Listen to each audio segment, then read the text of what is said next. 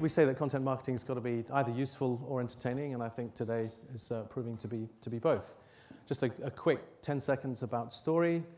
We're brand storytellers. We have about 180 people in 3 continents in the world doing nothing but telling brand stories for companies like Unilever, Johnson & Johnson, Toyota, as well as some local smaller companies, Aquastar, Holland America, and so on. So, and we've been doing it, as we said, and for nearly, actually 20 years, not 30 years, but hopefully we'll still be here in 10 years' time. And the name suggests what we do. We tell brand stories because, and our goal is to kill the traditional advertising agencies. I loved it when, that's it. Or at least to replace them or help them evolve. And I loved it when I saw Rod's slide about, the mission is not to advertise, and that advertising is for companies with boring products and services. Hallelujah. We only want to work with companies that have interesting products and services. So, and really, we call it the post-advertising age. And in the post-advertising age, interruption doesn't work anymore. We all know this. The old methods of sell, sell, sell. I'm going to interrupt your content experience with this message you don't give a shit about. Doesn't work. And even in the digital age, a lot of marketers are still doing that. They're taking ads that you don't want. I hate it when I go to the BBC website and I'm forced to watch this 30-second ad that I have no interest in watching. It's getting in my way, and I vote with my fingers and I go elsewhere because there are other ways that I can get content. So in the post-advertising age, the only way that you can engage with customers, with consumers, is to create content that's useful or entertaining or hopefully both, because consumers have control. And really, in this age, you've got to know what your story is. There's been a lot of talk today about brands becoming publishers, about creating editorial, creating content, and so on. And I couldn't agree more. In fact, it's the only way. And if I had more time, I have this fantastic video from this mad Danish professor who talks about eggs and how this farmer in northern Jutland sells eggs at a 50% premium because they have a story. And it's true. And again, Rod's slide earlier, I think it was Rod, with the over a 10-year period, consumer preference moved from price being the main consideration factor to peer reference and referrals and so on. And that's exactly it. We live in this age where media is completely transforming. So this seems obvious, even though something you might understand a bit better. Brand is story. So first you have to find the core story at the heart of your brand, what we call the story platform. Create narratives based on it and publish those narratives across all relevant media in weird and wonderful ways. As each story is published, it needs to be syndicated and shared with its intended audience where they're most likely to encounter those stories. Then use paid and free media, TV spots, events, paid search, and so on to let people know your content is out there. The content has to be easy to share so everyone can help spread the brand's stories. To make sure your audience can find your content with searching, everything must be optimized and tagged appropriately. So it goes round and round, driving results and effectiveness up, up, up, while driving media spend down, down, down. The best part comes next. Sustained by the brand's storytelling, the brand's fans add, syndicate, and share their own content, comments, links, ratings, and entirely new versions. And all this brand-inspired content, whether new stories or conversations about old ones, creates more marketing momentum for free forever. The result of rigorously following this path is a permanent market advantage for the brand. Lower media spend, higher impact. All you need is to make sure you've got your story straight. So there you have it. That's the future of advertising as we know, and that's how we're going to take on the traditional advertising agencies, by doing this wonderful content. And really, Russell asked me to talk about distribution, and really, distribution and content are interchangeable as far as distribution really is content as far as we're concerned. This was the model not so long ago, in fact, probably still in existence, which is this sort of linear paid-only model where, and not necessarily in this order, but certainly elements of all of these activities, from a TV spot, a print ad, a paid search campaign, and email, which is, is still relevant, social campaign, ultimately leading to a purchase. And there's been a lot of talk today about purchase being not necessarily the end of the funnel, and we completely agree with that, because first of all, unless you understand where your customer hangs out, the way in which they're consuming media, and again, there's been talk about that today, you're never going to be able to create content that's going to be exactly where they are and where they're hanging out in a way that they want to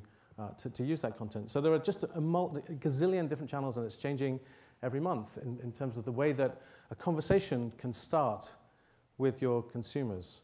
And so what we'd encourage everybody to do is just think about not just a social media campaign or an iPad app or a blog or a website or an email campaign, but all of the above, and think about how each of those experiences in itself, they're a valuable experience, but it's not like matching luggage where you just have the same experience in every channel. It's about making it an additive experience so that each new channel experience augments the one that you had before. And ultimately, the end game, again, there's been a lot of talk about this today, is not just with a purchase, it's to create advocates. It's to create people who are going to want to share your content. And we used to say that the purpose of content, the purpose of advertising was to create content that people want. And really, I think it's a step further than that, is now to create content that people want to share. And it's really not so much about distribution, because that's the old model. Distribution is one way. It's you distributing content, and that's it. It's much more about audience generation. Sure, distribution has a role to play in that, in terms of seeding the conversation, but it's really about attracting consumers, attracting conversations, getting things started so that people will actually want to share it with their friends. And so you can outsource your marketing and your distribution strategy to your consumers, to your audience. It's free. And as we all know, we all trust that actually Nielsen, the last year or the year before, said that the top 2 sources of recommendation for when people are looking at buying a product is either, first, number 1, people you know in the real world, friends, family, and co-workers, and so on. Number 2 are complete strangers you've never met. And so this is really, this plays into all of our hands as content marketers. We have this free time paradox where nobody has any time anymore, and even if you did, you have the tools to shut marketers out of your life. Don't try and sell to me. Do not bombard me with your messages I don't want. I can shut you out. I don't have 30 seconds. However, if Russell sends me a video, I know Russell. I trust him. He's got good taste. He's a smart man. He sends me a video, says, hey, Simon, check this out. I think you're going to like it. Check it out. Oh, yeah, it's cool. Wow, I'm going to comment on this. In fact, I'm going to add to it. In fact, I'm going to share it with all of my friends, but I'm going to think about my audience and who I'm going to share that with. It's free. It's free. And the people that I send it to, most of them are going to read it. Maybe some of them won't because they know me too well, but most of them are going to open it. And this is really the age that we live in, this transition from paid to earned media. Paid's not going away. It's there, it's useful as a conversation starter. But the model where it was 80% paid, you spent 80% of your budget on paid media and 20% on content and strategy and so on, we've completely flipped that. It's 15 or 20% on paid media, the rest is on content, and content does the work for you. Because no amount of money in the world can reach, 20 years ago, a TV buy, you could reach probably 95% of your audience across 3 or 4 channels. That's all you needed to do. That's it, see you next year. But that doesn't work anymore. You can't reach, no amount of money can reach 95% of your audience using traditional channels, using a paid media buy.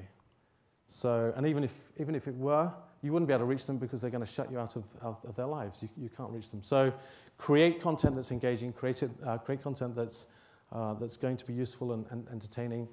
Allow people to come to your owned properties where they can start to collaborate with that content and start to share it with their friends and colleagues too.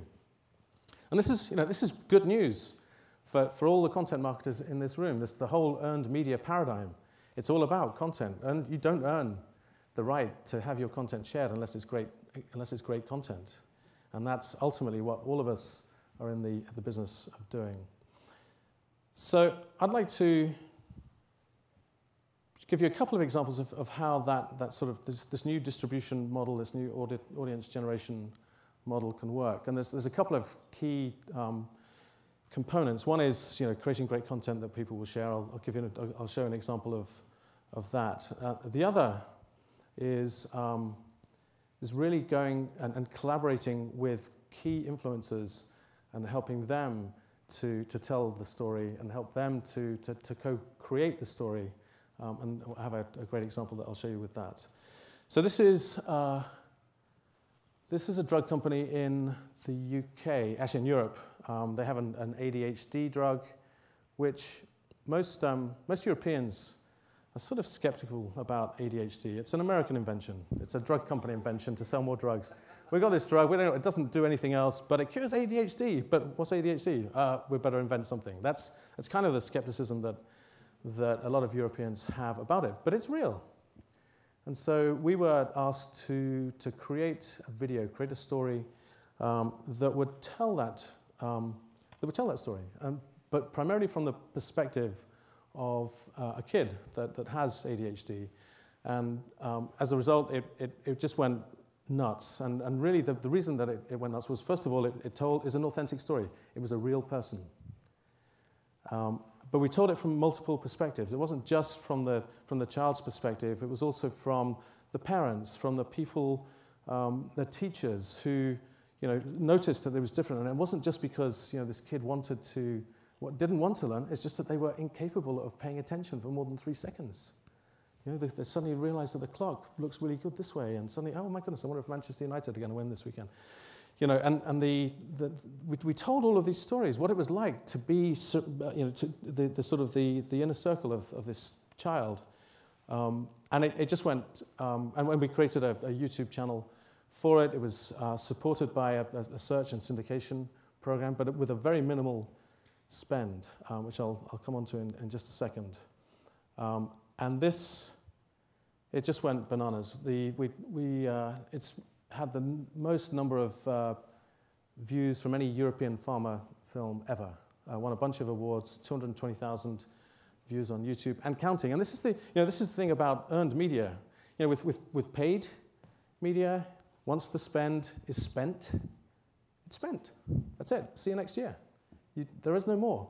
With earned media, it continues to work for you, continues to earn impressions, engagement, and continues to work for you way beyond the initial paid spend. And that's really, the only way that works is if you create content that people are going to want to share.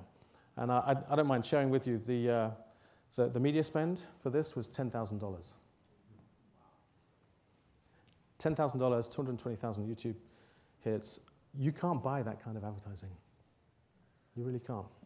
So that's an example of how, if you really create a great story, and then, there's been a lot of talk about what makes a great story. It's got to be authentic, it's got to be real, it's got to be relevant, use real people, create, the way that we think that this works from an audience generation perspective is you do have to understand the audience needs first. As journalists, a lot of people in the room are journalists. I launched Macworld magazine back in the UK a long time ago. Come from a magazine publishing background. The number one priority is the audience. There's one more quick case study I'd like to share with you. Everybody knows. Oh my goodness! How you met your mother? How I Met Your Mother is what that's supposed to say. Which WGNA is a Chicago-based network. They completely changed their content lineup a couple of years ago. From no more are they using the Golden Girls. It's How I Met Your Mother, 30 Rock, South Park. But these are like second, third season reruns, and they spent all of their money on the content. And it's like, oh shit! But we need to generate Nielsen ratings. How are we going to do this? We don't have enough money to do it using paid means. Can we use social tactics? Can we use alternative means to do this? And they came to us. Can you increase our audience and lower the average demographic by 5 years? because our advertisers would need more young people. And we said, we don't know. No idea. But we'll try, because you're really desperate. And we'll take your money. So the solution was to reach out to find out who the superfans were. There were about 25 superfans that absolutely love How I Met Your Mother. They're not wedded to any particular channel. So we went personally, all of our editors went and met with these superfans all over the country and just said, how can we collaborate with you so get you more involved with the show so that you can deliver more value to your fans and your blog and your audience will grow. And they loved it. And we figured that with 25 superfans, each with 1,000 followers, who on average have 130 friends, there's an potential audience there of 3.25 million without spending a penny. So that's what we did. And it just went, again, it was more successful than we could wildly imagine. We ultimately ended up with these superfans meeting with the stars of the show. They met the script writers. They helped collaborate on one episode, on a new episode. They met in McLaren's, the pub where most of the action takes place. Then a couple of the stars of the show ended up on these super influential blogs that had nothing to do with How I Met Your Mother. And actually one of the superfans ended up with Kelly Ripa about three or 4 weeks ago on her morning show.